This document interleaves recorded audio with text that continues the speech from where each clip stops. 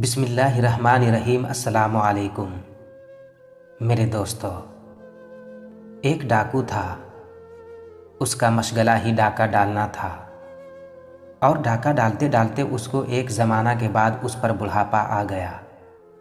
اس زمانے میں ڈاکہ نہیں ڈال سکتا تھا، اس لیے اس نے سوچا کہ چلو کسی اور طریقہ سے ڈاکہ ڈالیں۔ تو اس نے صوفیانہ طور طریقہ اختیار کر لیا۔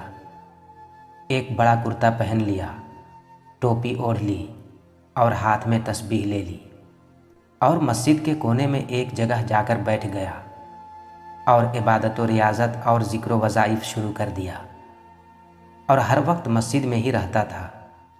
یہاں تک کہ لوگوں میں اس کی شہرت ہو گئی کہ یہاں ایک اللہ والے رہتے ہیں، اس لیے لوگ اس کے پاس آنے جانے لگے اور اس کو اللہ والا سمجھ کر تحائف و ہدایہ دینے لگے، اور اس طرح وہ روپیہ پیسہ کمانا شروع کر دیا۔ گویا کہ ایک دوسرے انداز کا ڈاکہ ڈالنا شروع کر دیا۔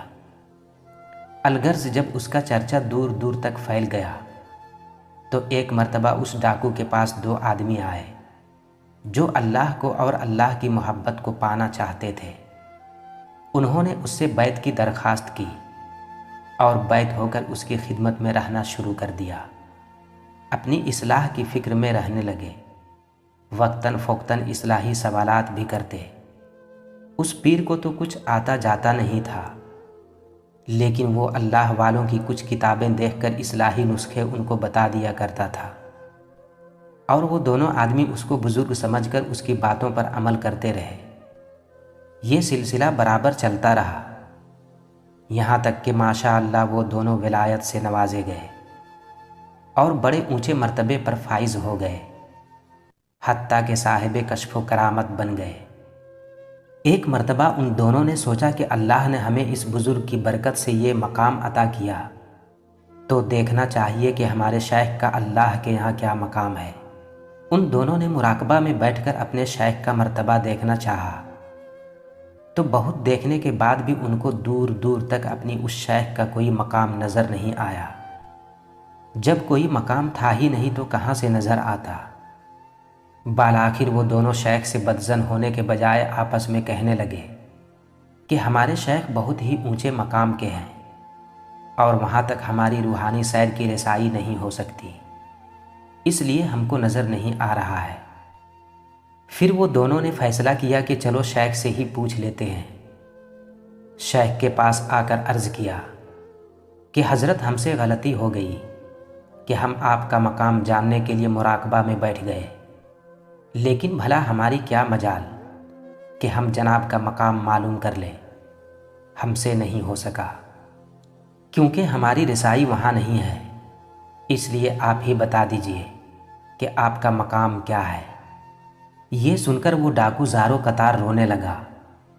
روتے روتے اس کی ہچکیاں بند گئیں اور کہنے لگا کہ بھائی میرا کوئی مقام در حقیقت ہے ہی نہیں، میں تو اصل میں ایک ڈاکو تھا، اور بڑھاپے کی وجہ سے جب یہ کام نہیں ہو سکا تو میں نے ڈاکہ ڈالنے کی ہی نیت سے یہ ڈھونگ رچایا ہے، اور تم میری وجہ سے کوئی بلند مقام نہیں پائے ہو، بلکہ تمہاری نیت کے اخلاص اور سچی طلب کی وجہ سے تم کو یہ بلند مقام ملا ہے۔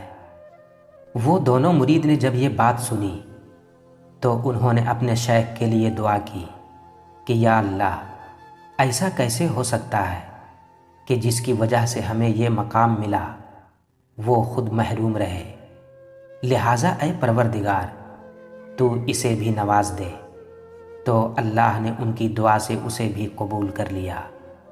میرے دوستو، وہ دونوں ایک ڈاکو کی صحبت میں رہ کر اپنی اصلاح نیت کی وجہ سے بلندی پا سکتے ہیں، تو کیا ہم لوگ دینی ماحول میں رہ کر اپنی اخلاص نیت سے بلندی نہیں پا سکتے؟